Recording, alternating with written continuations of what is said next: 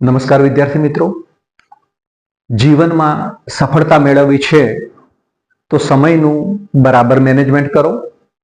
Time management એ તમારા સમય માટે ખૂબ જ અગત્યની બાબત છે. જે અભ્યાસ કરતા વિદ્યાર્થીઓ છે એમના માટે જો એક વખત આ સમય વીતી જશે તો ફરીથી આ સમય ક્યારેય પણ પાછો આવવાનો નથી. તો મિત્રો, દરેક વિદ્યાર્થી મિત્રોને મારી ખાસ નમ્ર વિનંતી છે કે તમારો સમય અન્ય બાબતોમાં વેડફશો નહીં.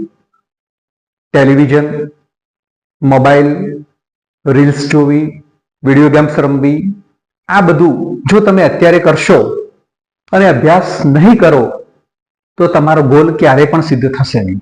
તો મિત્રો, હાલનો તમારો સમય છે માત્ર અભ્યાસનો, તો મોટા ભાગનો સમય તમે અભ્યાસ પાછળ ફાળવો.